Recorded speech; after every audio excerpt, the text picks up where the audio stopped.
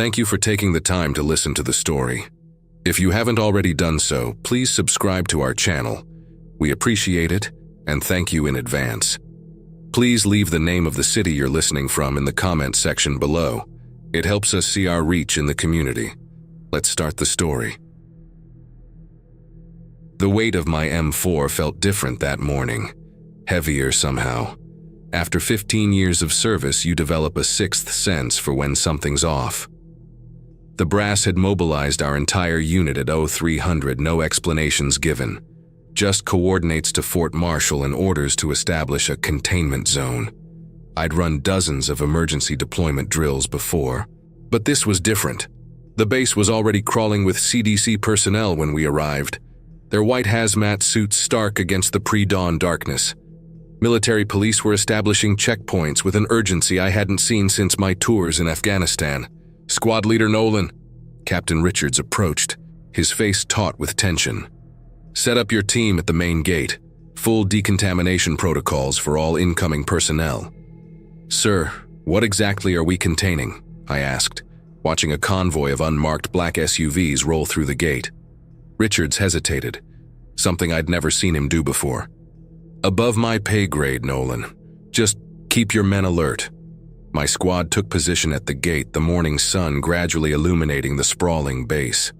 Fort Marshall was massive, an ideal fortress if you needed one. But why did we need one? The first sign that this wasn't a standard operation came at 0700. A heavily armored transport vehicle approached, flanked by private security contractors. Through the reinforced windows, I caught a glimpse of something that made my blood run cold. The figure inside was strapped to a medical gurney, its skin a sickly gray, veins black and distended. Before I could process what I was seeing, the convoy disappeared toward the newly established research wing. "What the hell was that?" Private Martinez whispered, his knuckles white around his rifle. "Eyes front," I ordered, but the image was burned into my mind. The way that thing had thrashed against its restraints, its movements unnaturally violent. By 0900, the base had transformed into a hive of activity. Military engineers were reinforcing the perimeter, while medical units set up triage centers. Scientists in biosafety suits hurried between buildings, carrying equipment I'd never seen before. The radio chatter was getting stranger by the hour. Reports of civil unrest in major cities, hospitals being overwhelmed, military units mobilizing across the country. Something was very wrong, but no one was saying what. Then came the broadcast that changed everything. All personnel, report to Hangar 7 for immediate briefing. Priority Alpha. Inside the hangar, the air was thick with tension. Hundreds of soldiers and base personnel stood in formation as General Howard took the podium. His face was ashen, his usual commanding presence diminished by whatever weight he carried. At 0200 hours this morning, we lost contact with multiple population centers across the eastern seaboard. He began. What I'm about to tell you is classified at the highest levels. The general activated a screen behind him, showing footage that looked like something out of a nightmare. Streets filled with chaos, people attacking each other with animalistic fury. Then closer shots of the attackers, their bodies contorted, faces twisted in rage, moving with speed and strength. "This is no longer contained," Howard continued. "The virus has spread faster than our models predicted. Fort Marshall is now designated as Safe Zone Alpha. We are humanity's last line of defense." The hangar erupted in murmurs.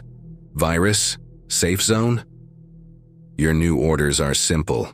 Howard's voice cut through the noise. "We protect this base at all costs. We'll be broadcasting nationwide, directing survivors to designated safe zones. You will process and screen all arrivals. Anyone showing symptoms is to be quarantined immediately."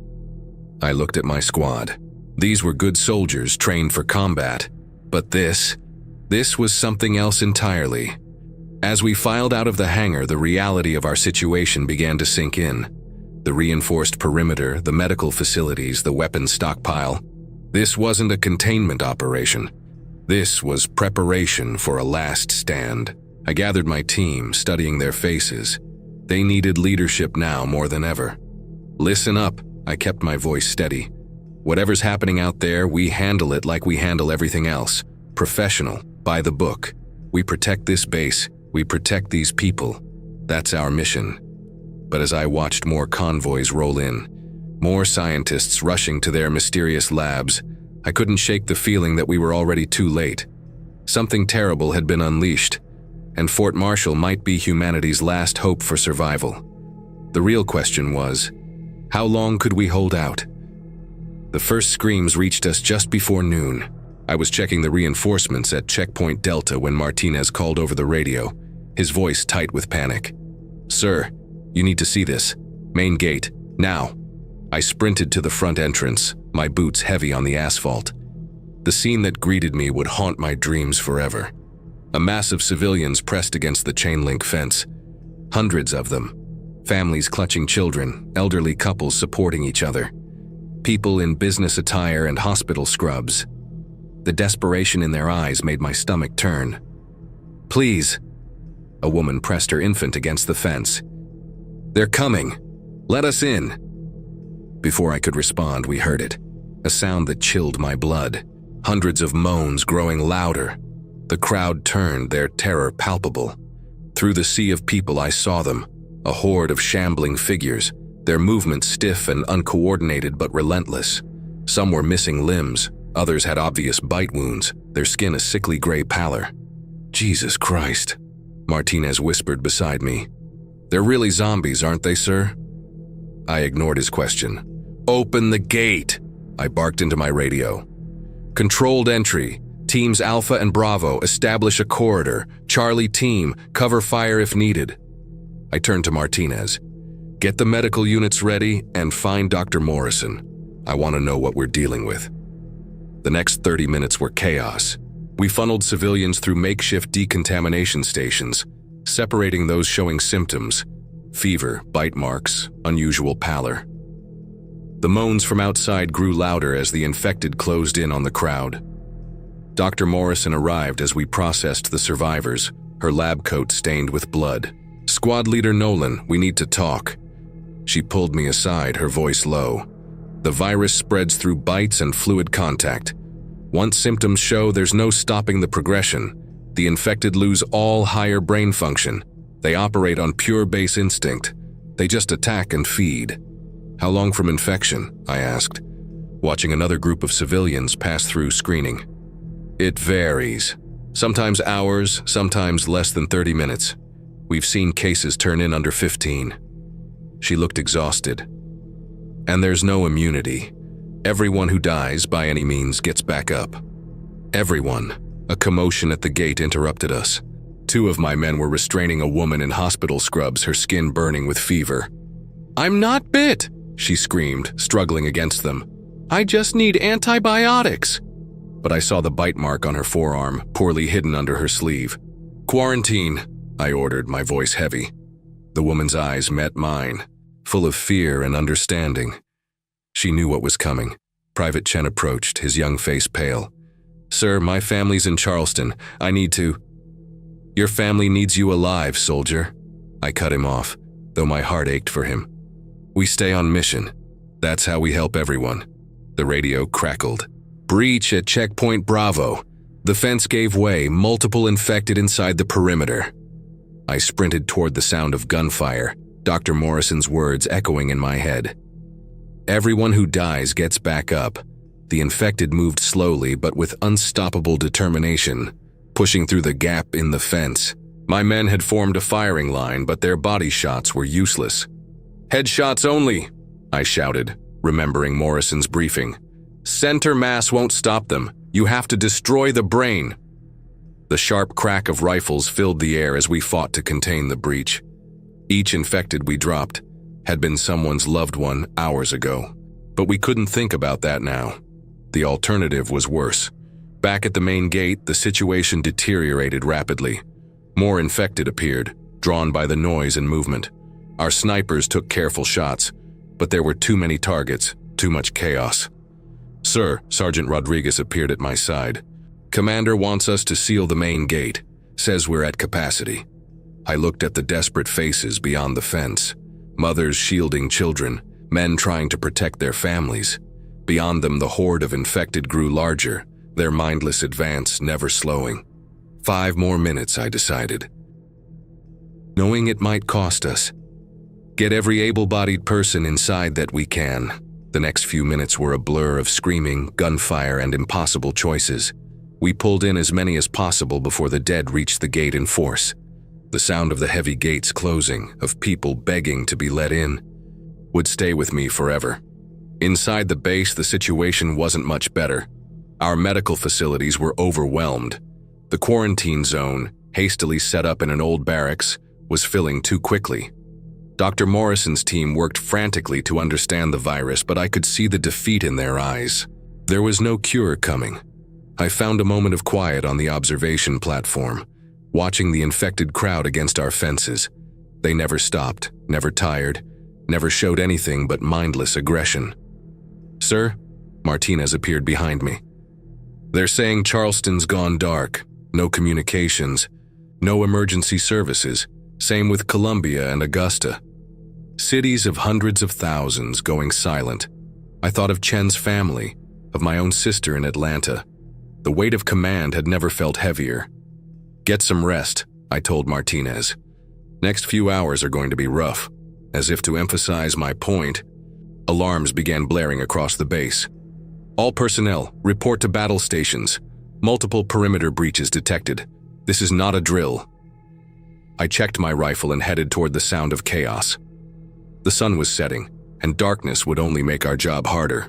But we had a mission, and these people were counting on us. The night would be long, and the dead never stopped coming. Darkness fell like a shroud over Fort Marshall. The floodlights cast harsh shadows across the base, creating a maze of light and darkness that played tricks on already exhausted minds. The constant moaning from beyond our walls had become a terrible white noise, punctuated occasionally by screams from the quarantine zone. I stood at the command center, studying the thermal imaging displays. Red dots clustered against our perimeter. Hundreds, maybe thousands of infected pressing against the fences. The mass of heat signatures grew denser by the hour, as more shambling corpses joined the horde. "Power consumption is becoming critical," Lieutenant Cooper reported, pointing to the gauge readings. "Running all these floodlights, we're burning through fuel reserves faster than projected." Before I could respond, Dr. Morrison burst into the room. Her face was ashen. "We have a situation in Barrack C. A woman collapsed during evening meal distribution. She'd hidden a bite wound under her clothing." My blood ran cold. "How many people were exposed?" "At least 60 civilians in the immediate area. We've isolated them, but..." She didn't need to finish. We both knew what a single infected person could do in a crowded space. I grabbed my rifle and radio. "Martinez, Rodriguez, meet me at Barracks C, full gear." To Cooper, I added, "Lock down that sector. No one in or out without my direct authorization."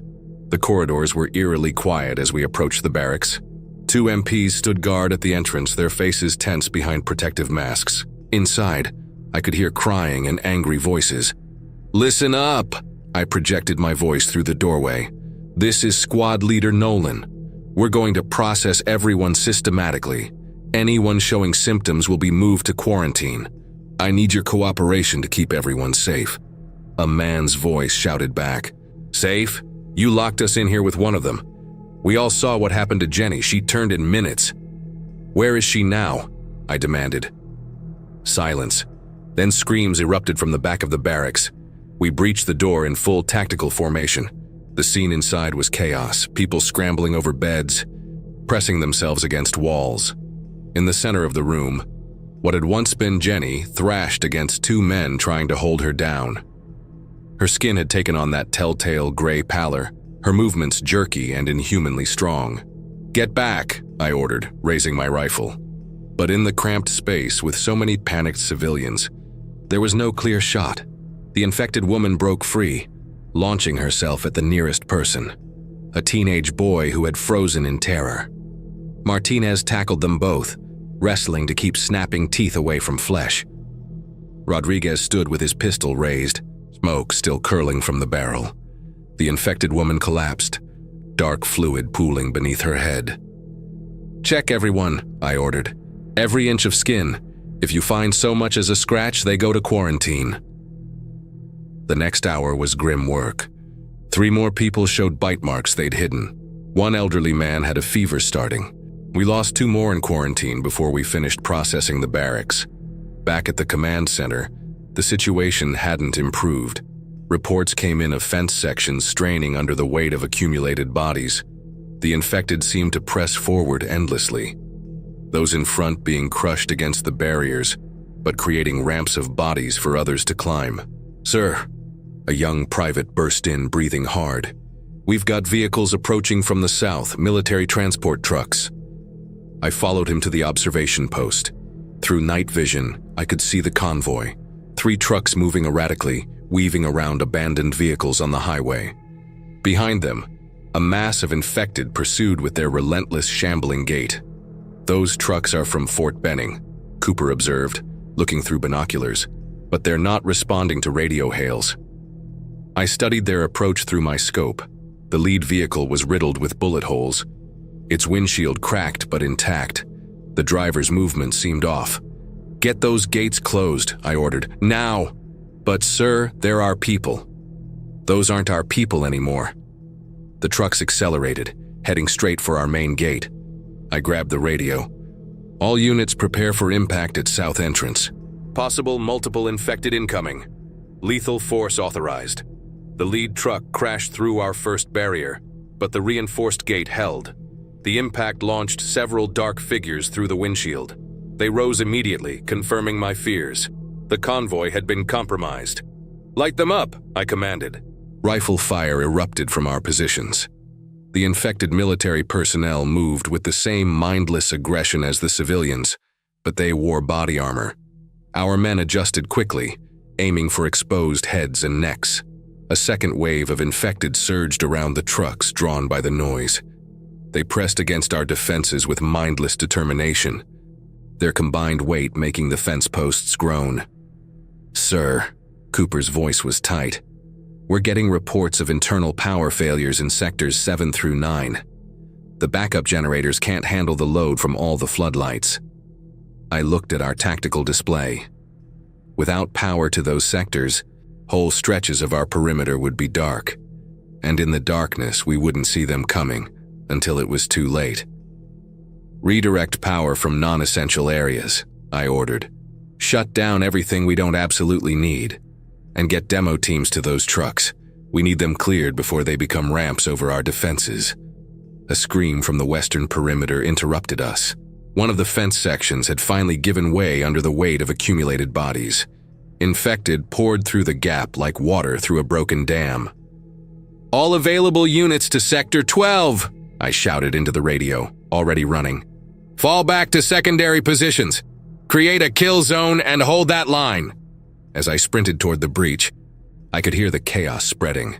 More screams, more gunfire, more sections of the base going dark as our power grid strained under the load. The night was far from over, and our safe zone was beginning to feel anything but safe. "Generator 3 is down," Cooper's voice crackled through the radio. 1 and 4 running at critical levels. I stood at the command center's window, watching our defenses crumble in sections as power failed across the base. The floodlights were dying one by one, leaving growing patches of darkness where the infected could gather unseen.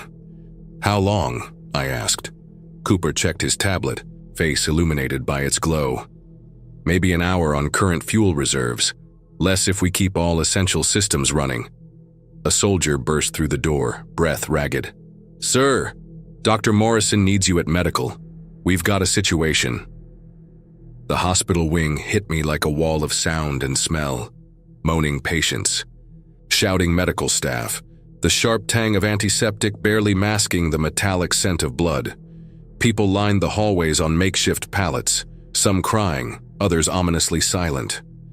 Dr. Morrison met me at the triage station, her scrubs splattered with dark stains. "2 of my nurses started showing symptoms," she said without preamble. 3 orderlies too. They were all wearing protective gear. "How?" I demanded. "The gear fails, 1 tear, 1 loose seal." She shook her head. "We're losing our ability to treat people. Half my staff is either infected or in quarantine." A scream echoed from somewhere deeper in the facility. 2 soldiers ran past us toward the sound, rifles ready. "Quarantine breach," someone shouted. "Block D." Before I could respond, my radio crackled again.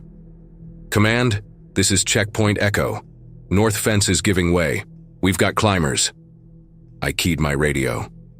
"All units at North Perimeter, fall back to secondary positions.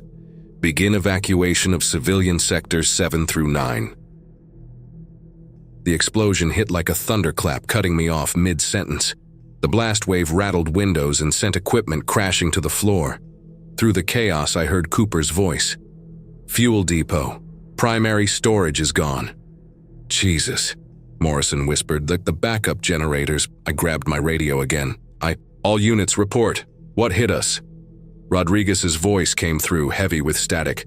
"Pressure buildup in the damaged tanks, sir. Chain reaction. We've lost all reserve fuel in half the vehicle pool." Another explosion followed, smaller but closer. Then gunfire erupted from multiple directions. "Sir," Martinez called from the security station. "Perimeter cameras showing multiple breach points. The explosion took down 3 sections of fence. They're pouring in." I rushed to the tactical display. Red dots swarmed through the gaps like water through broken dam. Without power for the floodlights, our defensive teams were firing blind. "Running critical on ammo," came another call. "Team 2 down to last magazines. Command, be advised." Cooper's voice was grim. "Last transmission from Fort Benning. They're gone. Atlanta 2, we're on our own." The tactical display flickered and died as the main power finally failed. Emergency lighting cast everything in dim red shadows. "All units fall back to the inner compound," I ordered. "Initiate Protocol Echo. Seal all blast doors." "Sir." Martinez looked at me, his young face pale in the emergency lights. "There are still civilians in the outer sectors." The weight of those lives pressed down on me like a physical thing. But I could hear the moans getting closer, the gunfire becoming more sporadic as our teams ran dry. "If we don't seal off the core now, everyone dies. Execute the order." The blast doors were 3 feet of reinforced steel, designed to withstand artillery bombardment. The sound of them closing echoed through the base like funeral bells. Through the armored windows, I watched darkness swallow the outer compound, watched shadows move in that darkness. Hundreds of people we couldn't save. Inside our shrinking fortress, Morrison's team converted offices into treatment areas, while Rodriguez distributed our remaining ammunition. The screams from outside grew fainter, replaced by something worse: silence. "Status report," I demanded. Cooper looked up from his laptop, now running on battery power. "Inner compound capacity is 400. We've got almost twice that. Food stores for 3 days if we ration. Ammo." He shook his head. "Hours at best." A rhythmic banging echoed through the corridors, not the mindless pounding of infected, but deliberate. Morse code. "Survivors," Martinez said quietly. "They're still out there." The code repeated. Over and over. "Please let us in." I turned away from the sound. "Get some rest. In 4 hours." The emergency lights died, plunging us into total darkness. Battery systems kicked in moments later, casting everything in weak blue light. Through reinforced windows, I watched shapes move in the darkness. Hundreds of them, maybe thousands. Our lights were dead, our fences breached, our outer defenses overrun. And somewhere out there, mixed with the moans of the dead, I could still hear the living, desperately tapping their message. "We hold," I said, checking my own ammunition. 1 magazine left. "We hold as long as we can." But looking at our dimming lights, our dwindling supplies, our exhausted defenders, I knew the truth. The safe zone had already fallen. We just hadn't caught up to that fact yet. The night wasn't over, and the dead kept coming. The battery-powered clock on the wall read 3:47 a.m. when the first blast door failed. The sound of metal tearing from its frame echoed through the compound like a death knell. Emergency klaxons, running on their last power reserves, wailed weakly through darkened corridors. "Breach in Section C," Martinez's voice cracked over the radio. "They're through the main door." I grabbed my rifle and the last magazine from my desk. All combat units to Section C. Security teams. Begin immediate evacuation of civilians to the sub-levels. The corridors were chaos. People running. Children crying. The sound of gunfire growing closer. Emergency lights flickered, threatening to die completely. Through breaks in the crowd, I caught glimpses of our defenders making their final stand. Rodriguez had positioned his team at the main junction, their rifles trained on the darkness beyond. The sounds of the infected echoed off concrete walls, growing louder. "Status?" I asked, taking position beside him. "2 mags per man," he reported grimly. "Maybe 3 minutes of sustained fire. After that..." He didn't need to finish. Dr. Morrison appeared through the crowd, her lab coat stained with blood. "The critical patients can't be moved," she said quietly, "and we've got more showing symptoms." The decision felt like lead in my stomach. "How many infected?" "At least 12, maybe more." "Seal off the medical wing," I ordered. "No one goes in or out." She nodded, understanding the implications. "I'll stay with my patients. Doctor, they won't die alone." Before I could respond, shapes emerged from the darkness ahead. Dozens of infected, stumbling forward with mindless determination. Their moans filled the corridor, drowning out everything else. "Fire!" Rodriguez shouted. The hallway erupted in muzzle flashes. Our last ammunition spent in a desperate fusillade. Infected dropped, but more appeared behind them. Always more. "Fall back," I ordered. "Martinez, get those civilians down to the tunnels." We retreated step by step, making every bullet count. Cooper appeared from a side passage, his laptop clutched to his chest. "Sir, I've got something. Maintenance tunnels in sub-level B. They lead to an emergency exit half a mile from the base. How many can get through? It's narrow, single file. Maybe 100 people if we move fast." 100 people, out of nearly 800 survivors. The infected broke through our last defensive position at 4:15 a.m. We sealed pressure doors behind us, buying precious minutes as we evacuated who we could. The sound of them battering against steel echoed through the compound. "Sir," Martinez appeared, breathless. "First group is in the tunnels, but we've got infected in the lower levels too. Must have got in through the drainage system." Rodriguez checked his rifle. Empty. Switched to his sidearm. "Someone needs to hold this junction, buy time." I looked at my old friend, saw the determination in his eyes. "How long can you give us?"